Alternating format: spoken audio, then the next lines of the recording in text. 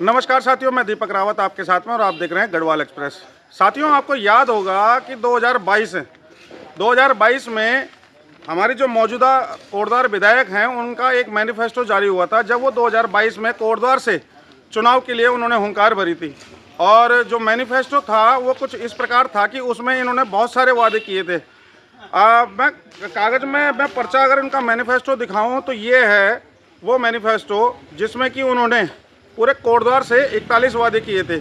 और ये 41 वादे मैं आपको याद दिलाना चाहूँगा और ख़ासकर उनको याद दिलाना चाहूँगा कि जो इन वादों को लेकर जनता से जो वादे किए थे और जो वादे वो धरातल पर कितना प्रखर होकर उतर पाए हैं, उकेर पाई हैं, वो दिखाना चाहूँगा और वो बताना चाहूँगा कि समय समय पर देखो विकासवादी सोच, विकासवादी बातें तो आती रहती हैं, समाचार हर समय प्रकाशित होते रहते हैं, परंतु आपने पूर्व में देखा होगा कि एक आर्मी रिटायर्ड फौजी ने जब एक सभा हो रही थी तो वहाँ पर खुले मंच पर उनको ये कह दिया था कि मैडम आपका जो विकास है वो कागज़ों में दिखाई देता है परंतु धरातल पर जीरो है। तो मैं तारीफ़ करना चाहूँगा उस आर्मी रिटायर्ड पर्सन की जिन्होंने हिम्मत रखी, जिन्होंने कलेजा इतना मजबूत किया कि वो एक विधायक के सामने पर सीधा एक संवाद अपना दे सके और अपनी बात रख सके प्रखर होकर, चाहे वो विकास किया है चाहे नहीं किया है। कहने और सुनने में तो ये आता है कि 1000 करोड़ के विकास कार्य किए हैं, परंतु कहाँ शायद कुछ इम्प्लीमेंटेशन हो पाया हो उसका, परंतु ज़्यादातर जो बातें थी, ज़्यादातर जो विकास के कार्य थे वो धरातल पर नज़र नहीं आते। और नज़र आता है तो स्मार्ट सिटी कोटद्वार की जगह कोटद्वार खोदो योजना नज़र आती है। आप देखिए कि ऐसी कोई गली नहीं छूटी हुई है कोटद्वार की। कौड़िया बैरियर से लेकर अब ये मोटाढाक चौराहे तक रोडें खोद दी गई हैं।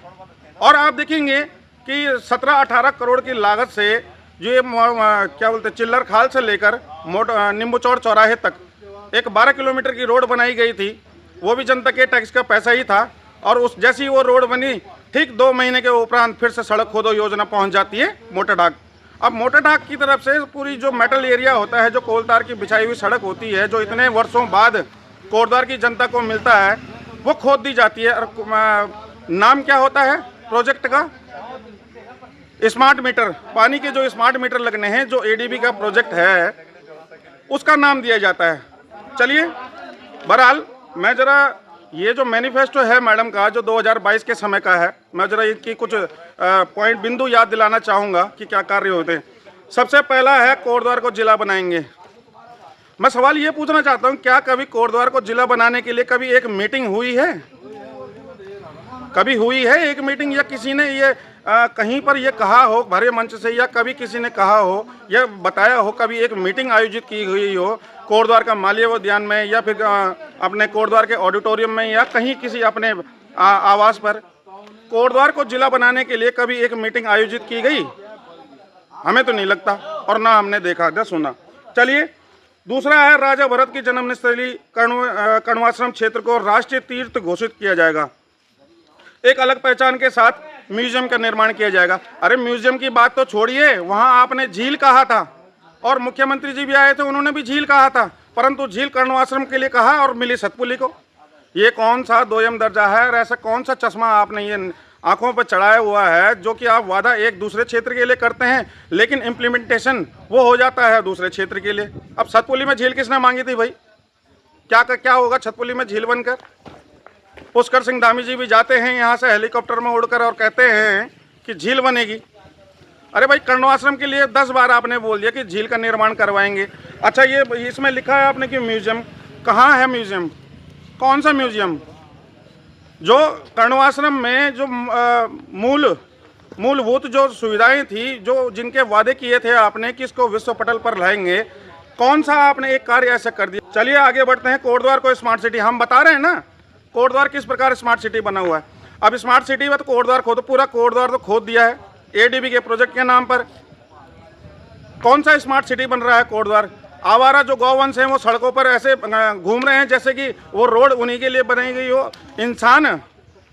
इंसान मृत्यु प्राप्त हो रहे हैं, बैकुंठ की प्राप्ति कर रहे हैं और आवारा गौवंश इंसानों को बैकुंठ की प्राप्ति करा रहे हैं। और आए दिन आप खबरें देखते होंगे कि हॉस्पिटल में एडमिट हो जाता है आदमी और कई बार तो मृत्यु को प्राप्त होता है। तो ये स्मार्ट सिटी बन रहा है कोटद्वार। यही स्मार्ट सिटी के लिए आपने कहा था, यही परिकल्पना थी शायद। चलिए आगे बढ़ते हैं। मल्टी लेवल पार्किंग का निर्माण। अरे भाई कौन सी मल्टी लेवल पार्किंग, यहाँ बेसिक पार्किंग नहीं है आपके कोटद्वार के पास में। पार्किंग की आप बात करते हैं तो मोटर नगर का वो गड्ढा जिसके लिए कहा गया था कि बस अड्डे का निर्माण करवाएंगे और मल्टी लेवल पार्किंग बनेगी यहाँ पर, परंतु क्या बनी है? कहाँ है वो मल्टी लेवल पार्किंग? हमें तो नहीं दिखाई देती कहीं। इतने साल हो गए, इस मुद्दे के लिए भी कोई लड़ने के लिए तैयार नहीं है। क्या किया जाए बताइए, किस प्रकार की व्यवस्थाएं कोटद्वार में आप दे रहे हैं? शहर के सार्वजनिक स्थानों पर मुफ्त वाईफाई की व्यवस्था, वाईफाई मोबाइल का रिचार्ज 350 रुपये से लेकर 950 रुपये पहुँच गया है, और आप मुफ्त वाईफाई की बात कर रही है। कौन से ऐसे चौक पर, कौन से ऐसे चौराहे पर, कौन से ऐसी जगह पर आपने मुफ्त वाईफाई की सुविधा उपलब्ध कराई है? ज़रा हमें भी बताइएगा, हम जानना चाहेंगे वो कौन सी जगह है जहाँ पर, जिस चौराहे पर, जिस चौक पर मुफ्त वाईफाई की सुविधा मिल रही है। चलिए, शहर में सीवरेज सिस्टम, नालियों का एसटीपी का निर्माण करवाना। अब एक बयान तो आया था आपका, हमारे कोटद्वार विधायक का एक बयान तो आया था कि एसटीपी का प्रोजेक्ट यहाँ पर लगाया जाएगा और सीवरेज ट्रीटमेंट प्लांट के लिए किया जाएगा, परंतु अभी तक तो लगता नहीं है कहीं पर कोई कार्रवाई हो रही है। ये केवल कागजों तक सीमित रह गया है, धरातल पर कुछ नज़र नहीं आता।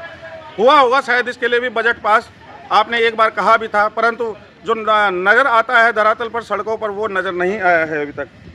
अच्छा, उसके बाद है मातृशक्ति को सुरक्षा की गारंटी के साथ साथ लव जिहाद मुक्त कोटद्वार देना। लव जिहाद मुक्त देना चाहते हैं आप कोटद्वार को? कैसे आप लव जिहाद मुक्त करना चाहते हैं कोटद्वार को? और देखते होंगे आए दिन यहाँ पर छेड़खानी के वीडियो भी वायरल होते रहते हैं। और दूसरी तरफ आपने live in relationship, live in का मान्यता दे दी है। अब उत्तराखंड क्या प्रयोगशाला बन के रह गया है? क्या सारे जितने भी प्रयोग होंगे भारत देश के अंदर, वो सबसे पहले उत्तराखंड के अंदर ही इम्प्लीमेंटेशन होगा उनका? क्या इम्प्लीमेंट होंगे वही? आगे देखते हैं। सीएनजी स्टेशन की स्थापना करना। 3.5 वर्ष हो चुके हैं, कौन सा सीएनजी स्टेशन की स्थापना करवाई सरकार ने? जनता के सामने है, कोटद्वार में एक सीएनजी स्टेशन नहीं है। मोटरडाक में अब जाकर एक सीएनजी स्टेशन हुआ है और उसमें भी आपका कोई योगदान नहीं है। कोटद्वार के नेशनल हाईवे का निर्माण पूरा करना। कोटद्वार का जो नेशनल हाईवे था उसको कुछ लोगों के लिए उसकी व्यवस्था करना, उनको बचाने के लिए आपने नेशनल हाईवे का रुख ही बदल दिया।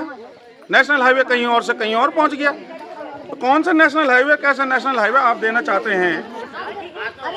बाजार व रोजगार दोनों को मजबूती प्रदान करने हेतु प्रयास किया जाएगा। अब कैसा ये प्रयास है कि यहाँ पर जितने भी सरकारी प्रोजेक्ट होते हैं सारे के सारे रुड़की के, मंगलौर के, इनके लोगों को मिलता है।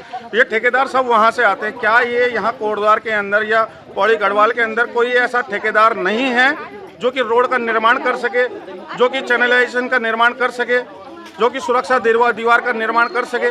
तो रोजगार देंगे कहाँ से आप? जो रोजगार पहले थे वो तो आपने छीन दिए। उसके बाद आप सारे के सारे रुड़की, मंगलौर और हरिद्वार की तरफ के सारे ठेकेदार आते हैं, वहाँ के लेबर आती हैं, वहाँ के मजदूर आते हैं और उनको आप कार्य देते हैं, उनको ठेका देते हैं।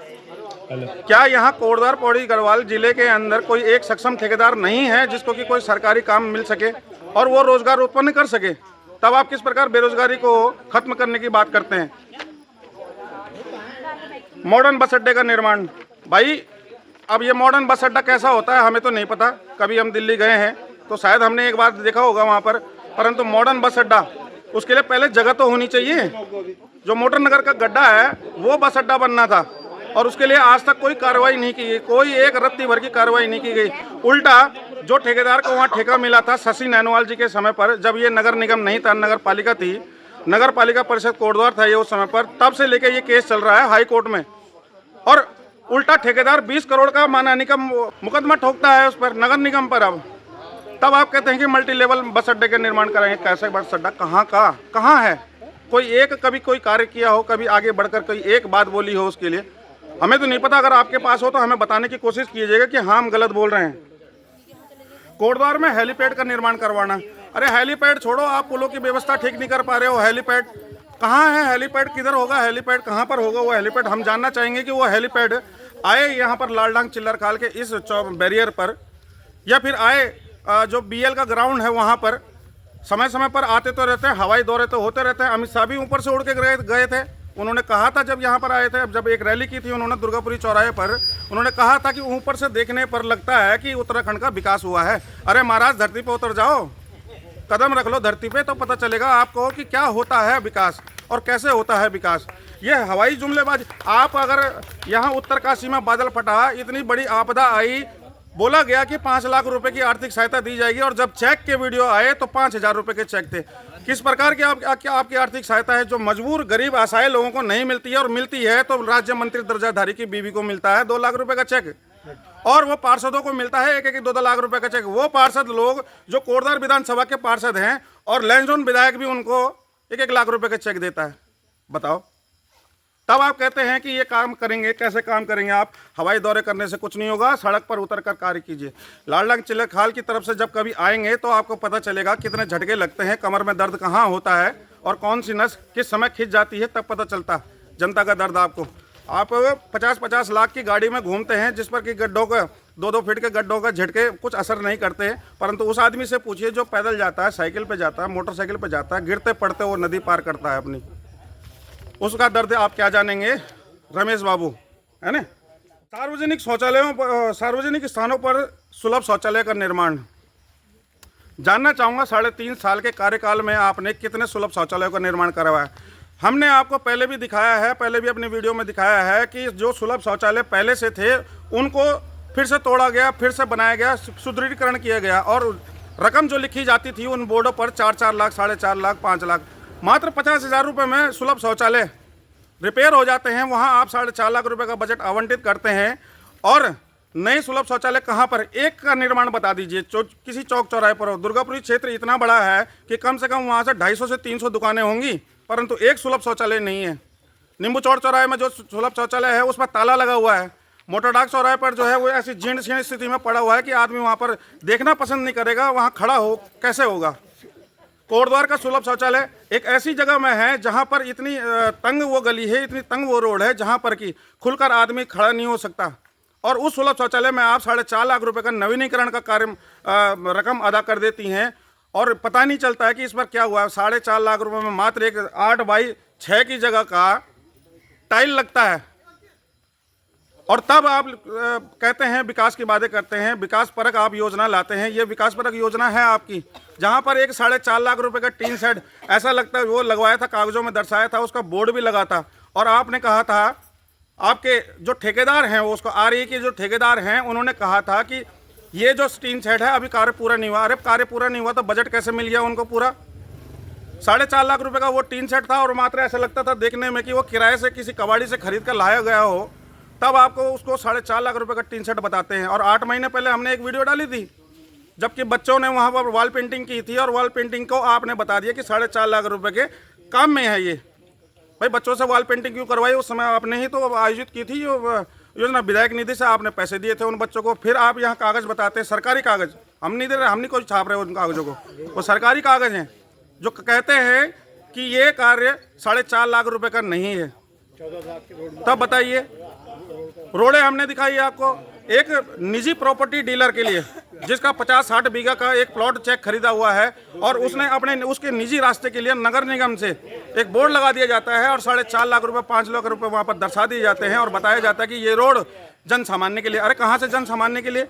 वो लोगों की रोड तो है नहीं, लोगों के पास अपना रास्ता पहले से ही है। वो आपने एक निजी व्यक्ति के लिए वो रास्ता बना दिया गया है, वो भी प्रॉपर्टी डीलर। तो शायद कोटद्वार का विकास और कोटद्वार स्मार्ट कोटद्वार या स्मार्ट सिटी कोटद्वार ये इस प्रकार बन रहा है कि यहाँ पर जितनी भी योजनाएं लागू होती हैं, सब जो चेले चपाटे चमचे चाटुकार होते हैं उनमें इनका बंटवारा हो जाता है और सटवारा हो जाता है, ताकि उनकी भी जेब गर्म रहे और कार्य होता रहे, और आपके लिए झंडे डंडे उठाने वाले आपकी जय जयकार करते रहें के लिए। और उनको भी कहना चाहूँगा जो इस कार्य के लिए जिम्मेदार हैं कि नगर से ये जो गौवंश हैं इनको कहीं पर गौशालाओं में शिफ्ट किया जाए, इनके लिए गौशालाओं का निर्माण कराया जाए। ये 3.5 वर्ष पुराना आपका वादा है, 3.5 वर्ष पुराना वादा है, जब 2022 में आप आए थे, और अभी तक इस पर कोई ठोस कार्रवाई नज़र नहीं आई होती हुई, कोई काम होता हुआ नज़र नहीं आया।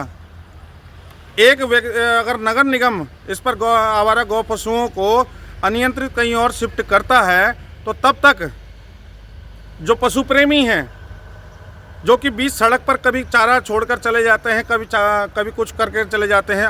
कहीं भी देखिए आप कोटद्वार की सड़कों पर, अभी यहाँ मेरे बैकग्राउंड में आप मालन पुल देख रहे होंगे, मालन पुल पर भी कई जगह पर यहाँ पर घास दी गई है ताकि वो आवारा गौवंश वहाँ पर इकट्ठे हों सड़क किनारे। और जो आने जाने वाले वाहन होते हैं, व्यक्ति होते हैं, लोग होते हैं, जनता होती है, पब्लिक होती है, उनको ये चोटिल कर देते हैं। भाई आपको अगर घास देना है तो किसी खाली फील्ड में दीजिए ना, रोड के किनारे क्यों देते हैं? रोड के किनारे तो आप खुद उनको हॉस्पिटलों के लायक कर देते हैं वहाँ की पब्लिक को, जब ये चोटिल होते हैं, जब ये झुंड बनाकर वहाँ सड़क में घास खा चढ़ते हैं। तो मैं दोनों को कहना चाहूँगा, गौ प्रेमी को भी, जो पशुपालक हैं उनको भी, और हमारे नगर निगम के लिए भी, कि आप तो कार्य कर रहे हैं, परंतु जो लोग अपने बड़े से अधिकारी और बड़े से नेता के पास चले जाते हैं और नगर निगम कोई कार्रवाई करता है तो उस पर रोक लगा देते हैं और तब कहते हैं कि हम गौशाला का निर्माण करेंगे। अरे भाई 3.5 साल हो गए, आपने अभी तक गौशाला का निर्माण नहीं करवाया है, और करवाया है तो वहाँ पर वो सफिशिएंट नहीं है, और गौशालाओं का निर्माण करवाइए। जो जगह आपने चिन्हित की है, जो बजट आपने पास किया है, करवाइए ना, क्यों नहीं करवाते? हम तो कह रहे हैं कि करवाइए गौशाला का निर्माण। और जो ये गौ सेवा वाले हैं, जिन्होंने ये गौशालाएं खोली हुई हैं, उनको 80 रुपये प्रति किलो के हिसाब से जो सालाना जो राशि मुहैया कराई जाती है, जो पैसा मिलता है, क्या उस पर होता है, अमल होता है? जब आपको पैसा मिलता है वहाँ से चारे का, तो क्यों नहीं गौशालाओं में इनको रखते हैं, क्यों नहीं करते? चलिए अगले पॉइंट की ओर बढ़ते हैं। में विभिन्न सार्वजनिक स्थानों पर वाटर एटीएम की व्यवस्था करना। अब वाटर एटीएम तो लग चुके हैं। दुर्गापुरी में 2 हैं, देवी मंदिर में 1 है, रतनपुर में 1 है, मानपुर की साइड में, नगर निगम में 1 है, एक आपका झंडा चौक में है, और एक लाल बत्ती चौराहे पर है। लेकिन प्राय आप देखेंगे कि जो ये वाटर एटीएम लगाए गए हैं, मैं दावे के साथ कह सकता हूं कि केवल एक नगर निगम के अंदर जो फ्रिज है नगर निगम में, वो उस फ्रिज में बराबर पानी आता है और वो ठंडा भी होता है, वो वाटर कूलर काम कर रहा है।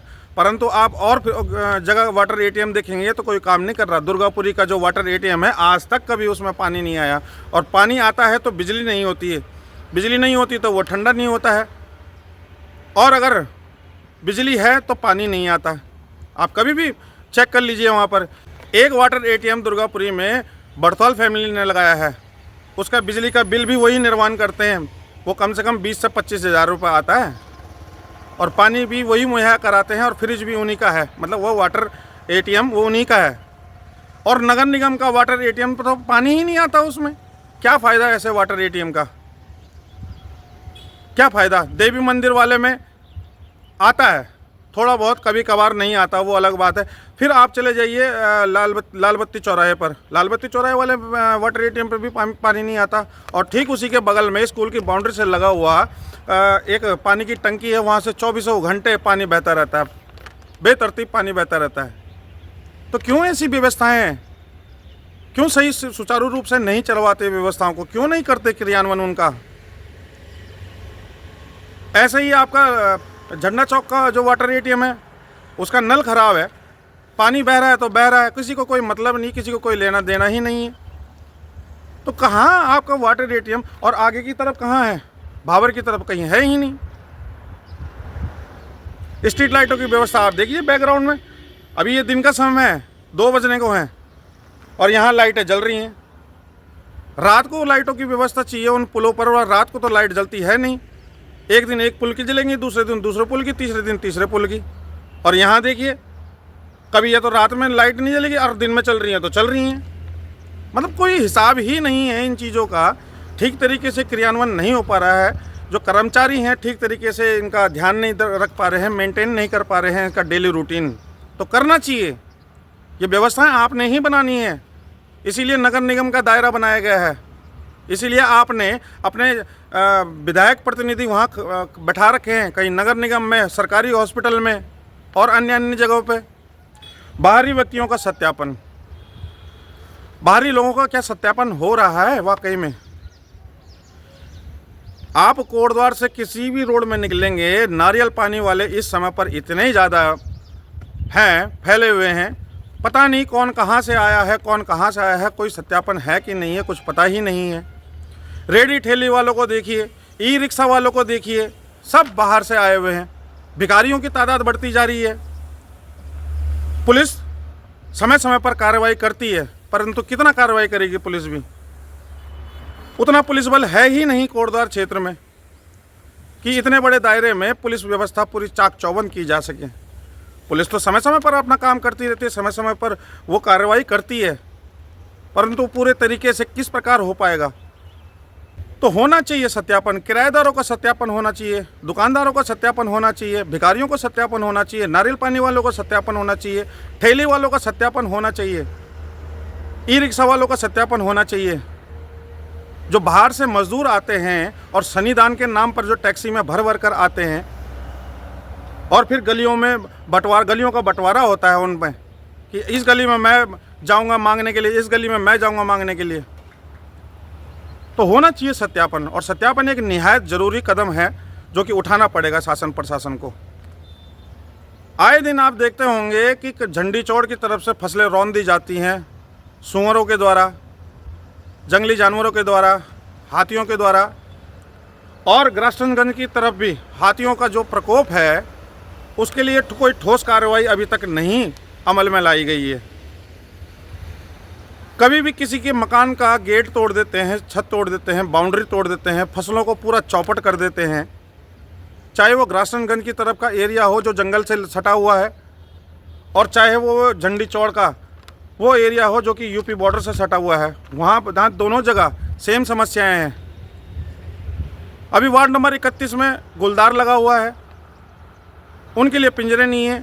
बंदरों ने इतना जीना हराम किया हुआ है लोगों का, घर के अंदर से बाहर निकलना मुश्किल हो रखा है। पानी की टंकियाँ तोड़ देते हैं, फसल चौपट कर देते हैं, फल पेड़ जो भी साग सब्जी लोगों ने लगाई हुई होती है सब चौपट करके चले जाते हैं। क्या है, क्या ठोस कार्रवाई की गई है अभी तक इनके लिए? हमें तो नहीं लगता। और अगर कोई चोटिल होता है, किसी को नुकसान पहुंचता है, तो वो हॉस्पिटल रेफर जाता है। हॉस्पिटल में बड़ी मुश्किल से तो डॉक्टर हैं। अब जाकर हमारे स्वास्थ्य मंत्री ने, श्री धन सिंह रावत जी ने 3 डॉक्टर तैनात किए हैं, लेकिन वो भी सफिशिएंट नहीं है, क्योंकि कोटद्वार के बेस हॉस्पिटल में मरीजों की संख्या बहुत ज़्यादा होती है। यहाँ यूपी की तरफ से भी आते हैं, नजेबाद की तरफ से, बड़िया, ढकिया और ऊपर गढ़वाल रीजन से भी आते हैं, अन्य विधानसभाओं के भी आते हैं, कोटद्वार के भी आते हैं, लेकिन वो एकमात्र रेफर सेंटर बनकर रह गया है। अभी कल प्रधानमंत्री मोदी जी का जन्मदिन भी वहीं मनाया गया, उसी सरकारी हॉस्पिटल में। कहीं और क्या नहीं मना सकते थे उस जन्मदिन को? पहले ही वहाँ मरीजों की इतनी भरमार होती है, ऊपर से पंखे नहीं चल रहे हैं, जितने भी पंखे हैं सब खराब हैं। अब बताइए किस प्रकार की व्यवस्था है जब सरकारी हॉस्पिटल में, जो कि बेस चिकित्सालय है, इतना बड़ा हॉस्पिटल है, वहाँ पर पंखों की व्यवस्था है ही नहीं, ख़राब हैं सारे पंखे, कोई रिपेयरिंग नहीं, कोई कुछ नहीं। इतनी गर्मी होती है, इतनी भीड़ होती है, इतनी उमस होती है, लोगों को इतनी परेशानी होती है, परंतु जो हॉस्पिटल का प्रशासन है वो एक पंखा रिपेयर नहीं कर सकते, तो क्या ही उम्मीद की जा सकती है? तो ये कुछ वादे थे जो हमारी कोटद्वार विधायक मैडम जी का, ये आश्वासन पत्र था उनका और मैनिफेस्टो था 2022 का। कितने इसमें से काम हुए हैं, धरातल पर उतरे हैं और कितने नहीं उतरे हैं, हमने तो अपनी तरफ से एक आकलन करने की कोशिश की, परंतु कोटद्वार की जनता है, सब जानती है। और सबसे महत्वपूर्ण एक बात और कहना चाहूँगा कि जो लालढांग चिल्लर खाल का मुद्दा है, मैडम ये भी आप ही ने करवाना है। आप एक विधायक के साथ साथ में एक विधानसभा अध्यक्ष का पद भी आपके पास में है। इसकी पूर्ण रूप से जिम्मेदारी आपकी है कि कोटद्वार की जनता के लिए जो जनहित के मुद्दे हैं, कोटद्वार की जनता के लिए जो सहूलियतें हैं, जो रास्ते हैं, वो आप ही ने बनवाने हैं। उनके लिए और कोई धर्मात्मा उतर के नहीं आएगा ऊपर से, वो आपने ही करने हैं। तो हाथ जोड़ के विनती है मैडम कि कृपया करके, आपको सब पता है कि इतने दिन से धरना चल रहा है, इतने दिन से ये हो रहा है, जनता कितनी परेशान है, तो करना अंत में आपने ही है। उम्मीद किसी और से क्या करें हम? जिसको हमने वोट दिया है, जो कुर्सी पर है, जो सत्ता है, जो सत्ता में है, सवाल भी उसी से होंगे और जवाब भी उसी से मांगे जाएंगे और काम भी उसी को करना पड़ेगा।